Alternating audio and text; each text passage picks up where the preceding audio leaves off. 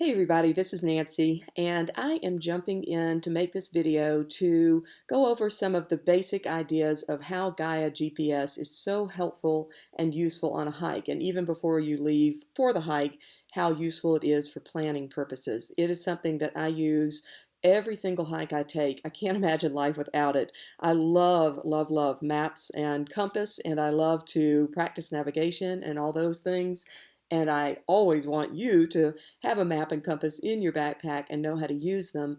But that being said, Gaia sure makes it easy to go on a hike and not have to think quite as hard about getting from one spot to the next on a trail.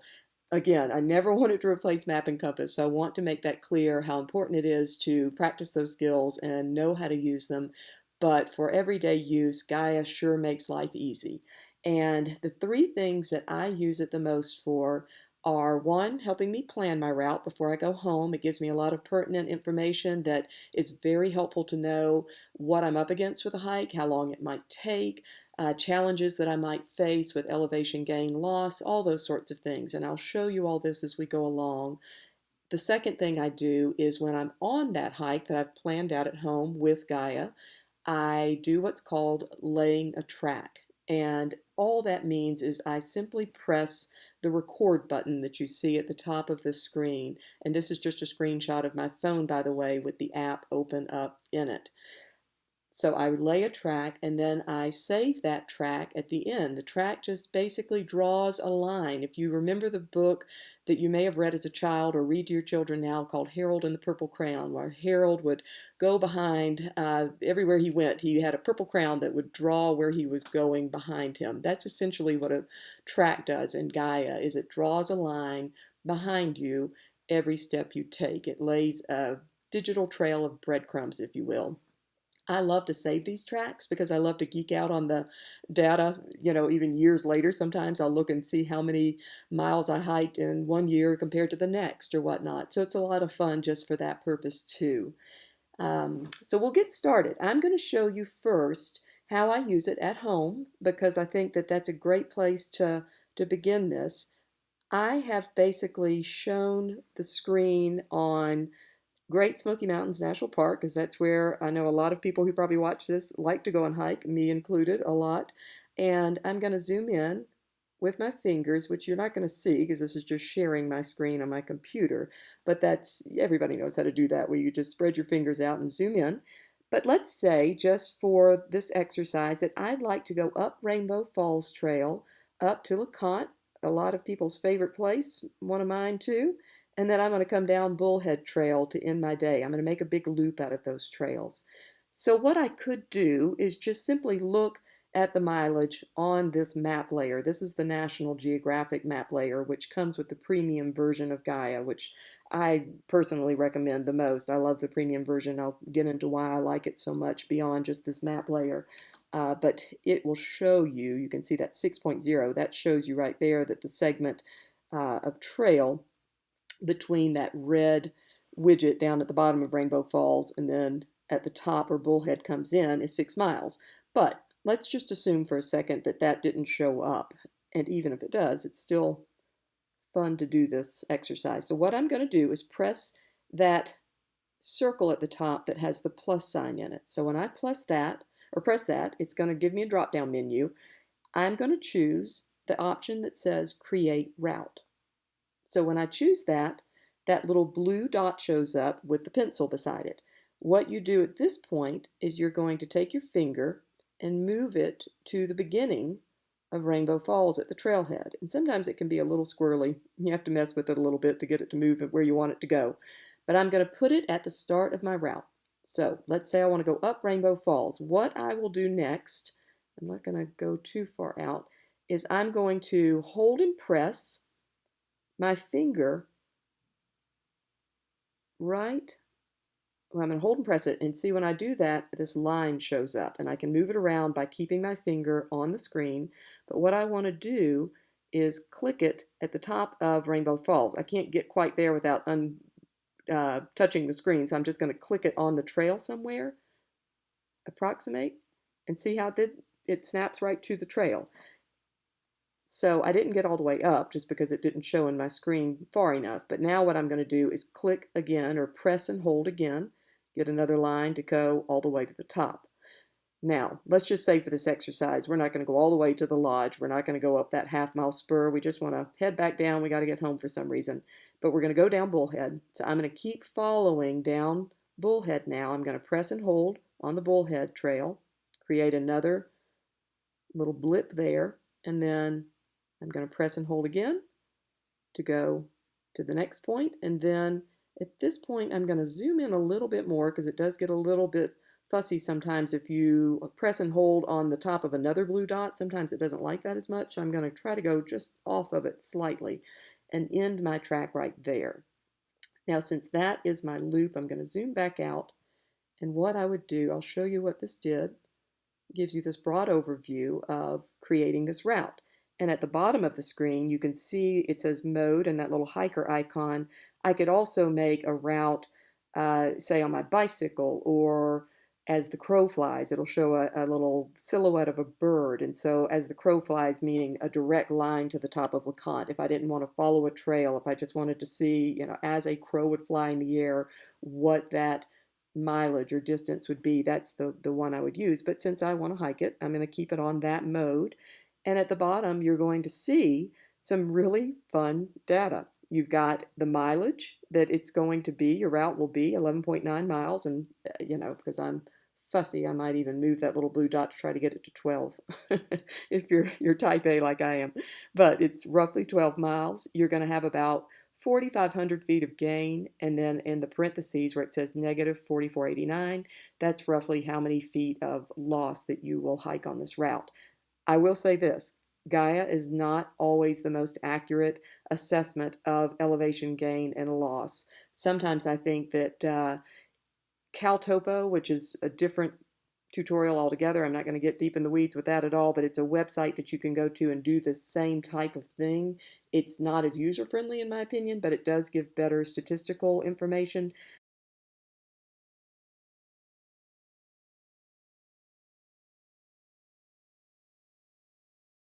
But at this point, what I would do is click at the very top of the screen, save, and then I could name this route, and I would just probably name it Rainbow Bullhead and call it a day. You could say loop, you name it whatever you want. Save it, and then what's going to happen is if I click at the very top of my screen, that stack of looks like paper, that icon, it's going to pull down, let's see, no, I'm sorry, that's the wrong one.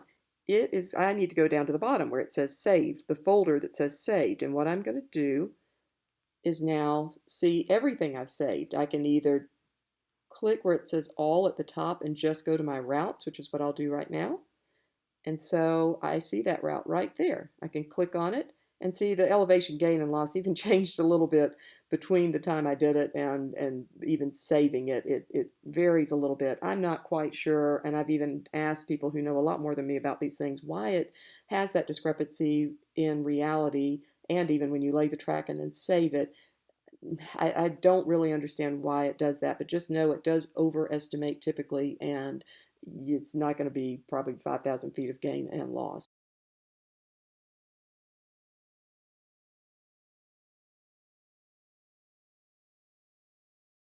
That widget would start to move. This will record your time.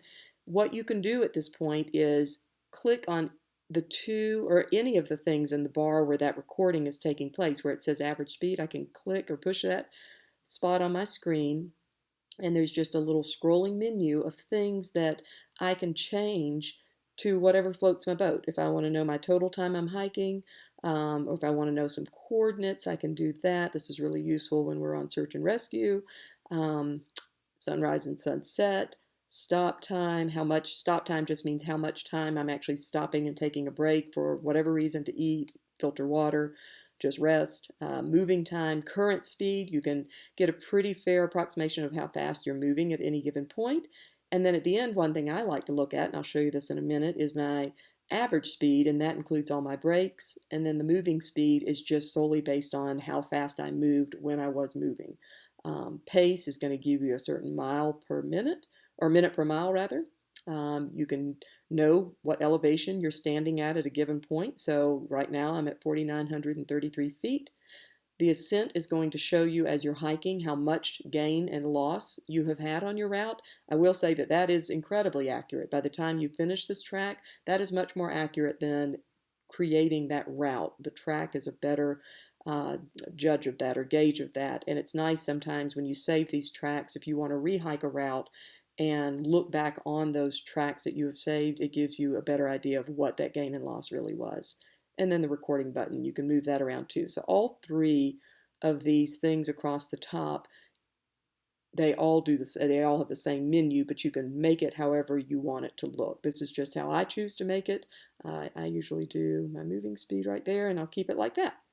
So let's say we've hiked our route, we've gone up Rainbow Falls, gone down Bullhead, we've gotten back to our car safely. What we do at that point is we're going to click that button that's recording the time. You press that, and you can either pause the recording if you wanted to pause it and not record for some reason.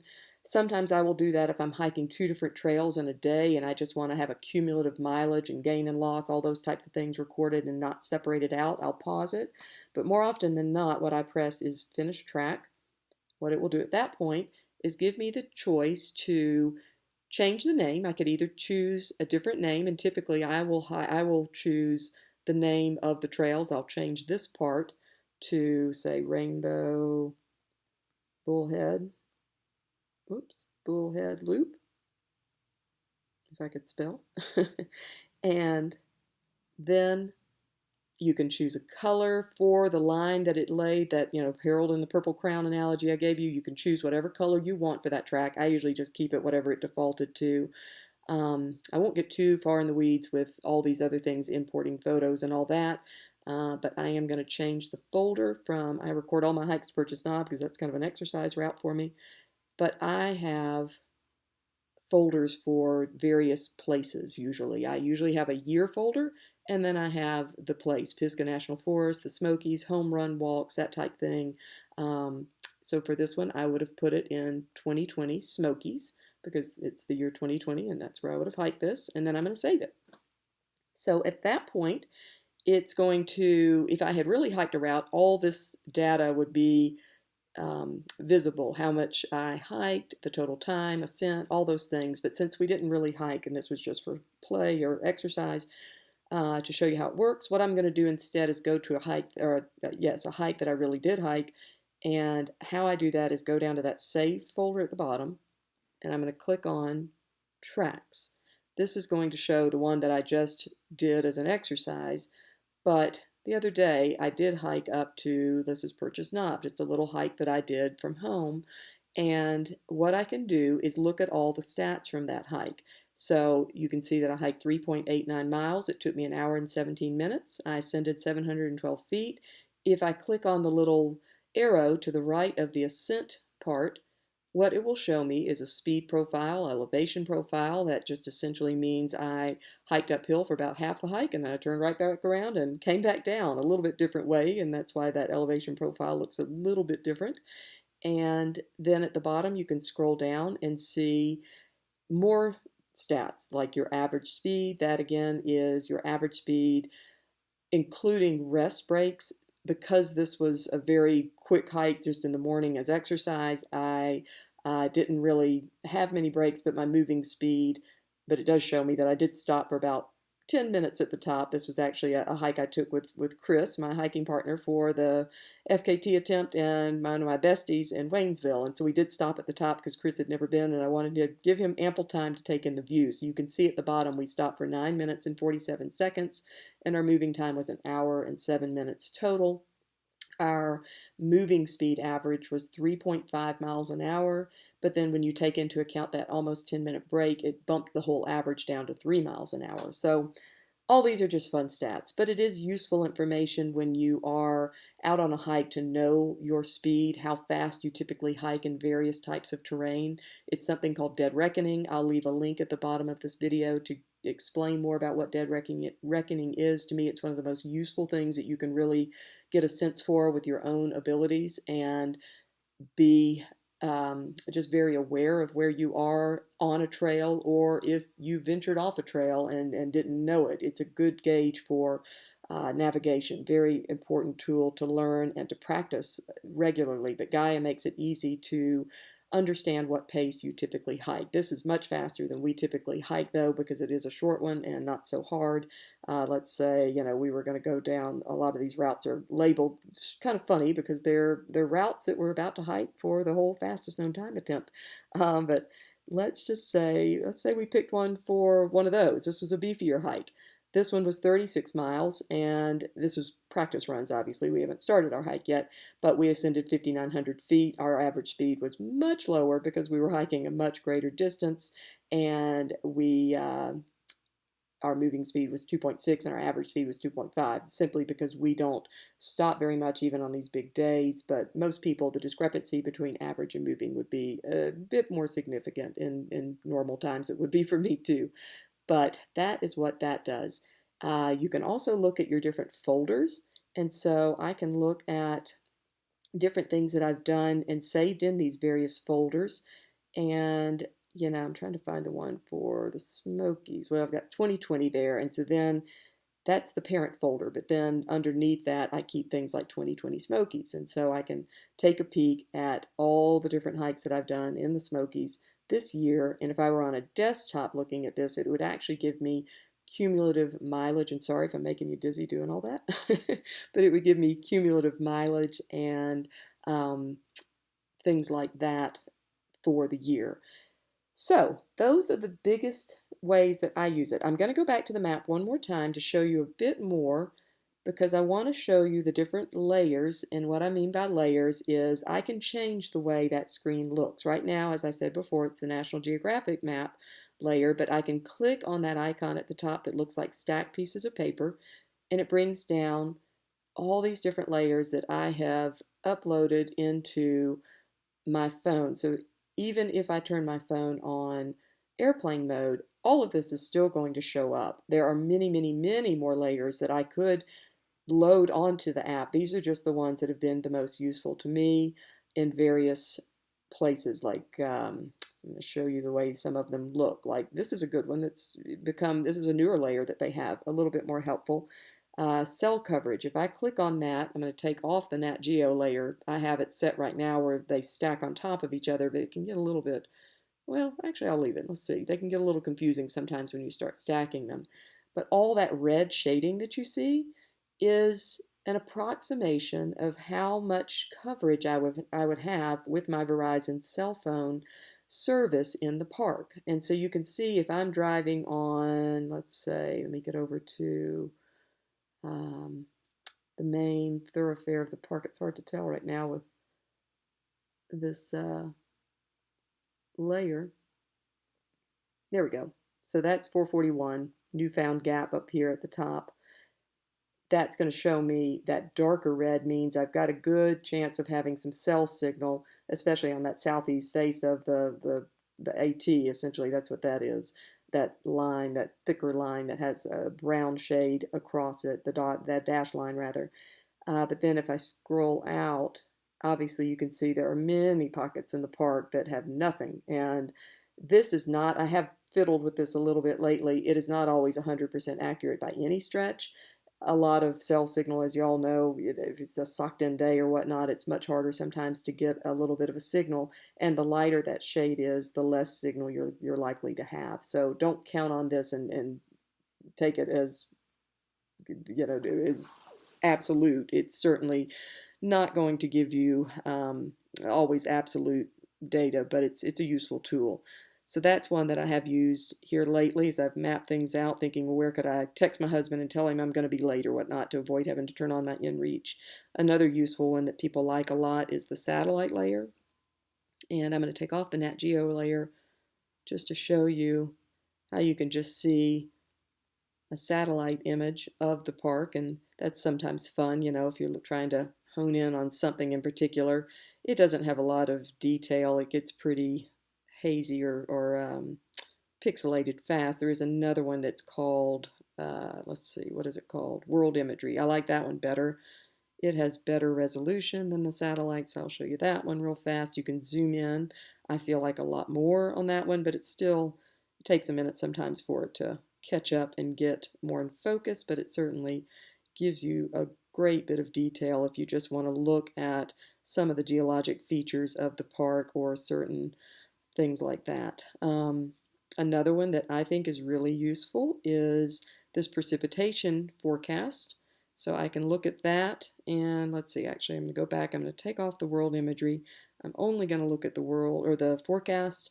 And so what it's going to do is show me in this one a 24-hour guesstimate of what type of precipitation that we might have here where I am right now. I know it's already pretty overcast and there's a chance for rain, so that's what that green is indicating.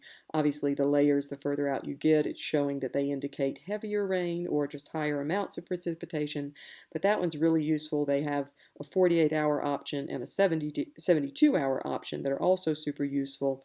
And you can obviously click away from, let's say, the 72-hour. If we only wanted to see that, it would show us just the whole region. You can zoom out as far as you want and see that, yeah, to the west of us, obviously going to get hammered. But for here, not so much, thankfully, at least at this point. Let's see, what other layers do I really like? Those are the big ones that I like. Oh, here's another good one. This is a fun one too. Private land. So you can, I'm going to take off the precipitation. I'm going to just go to private land. So where I am right now, what I could do is zoom in. Uh-oh, that's going to give away where I am. But you guys probably already figured it out if you're smart enough. I'm going to pull it out of the screen though. But what I can see is if I were to hike somewhere, say off trail, or even if I'm just hiking along, say the Cataloochee Divide Trail, and I walk by someone's house, if I'm just curious, you're a naturally curious person and just want to know who might live there. Let's see if I know them. You can actually see, and this I'm assuming just takes all this from tax records, who owns all these various properties. So it's a fun one to have just in real life and not even on a hike sometimes if you're just curious who lives where and, you know, just want to play with things like that. I find it fascinating personally.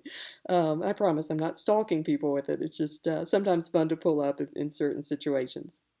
You've got a geology layer. That's another fun one that you can play with. None of these are, things that I use on every hike or even close to every hike, but it is sometimes fun to see these different layers. But the one that stays planted on mine almost exclusively is the Nat Geo, just because I do like the level of detail, especially in national parks, that it does give me, because it's going to show you where different shelters are. Say I was on the AT. I'm trying to get back to the AT here.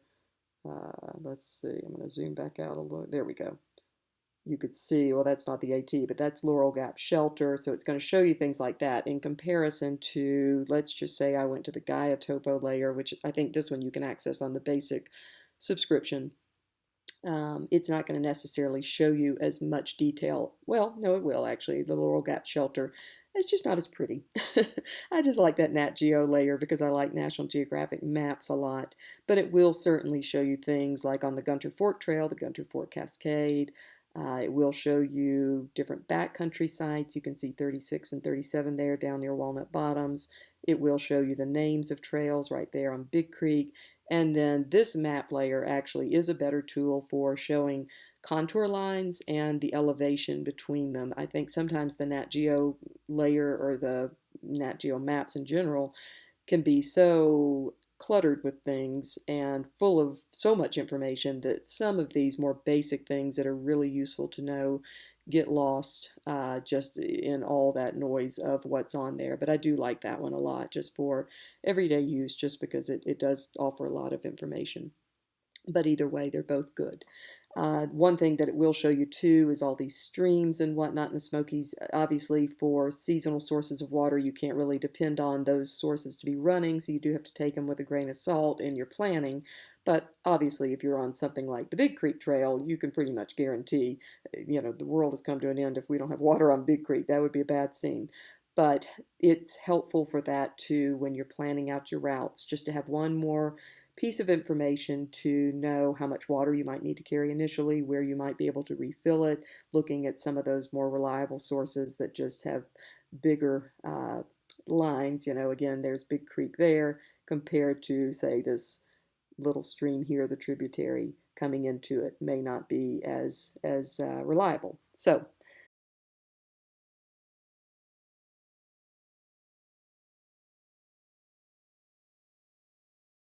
that is it. That's a lot of information I know already, but you can also pull up Gaia GPS on your desktop and use that to plan out a route and do the same thing where you just click. It works a little bit differently on a desktop. I find it easier to do it on my phone, but I do like the desktop version to go back and look at all my statistics and all the data that I've accumulated over the years if I'm looking to see how many different miles I hiked or different places I hiked or whatever. It's just fun to have a written record of all that without actually having to think too hard about it because we're all busy and life happens. We don't always record those things if we're doing it on paper. Certainly consider getting a subscription. Again, they have a free version. I like the functionality much more of the paid versions.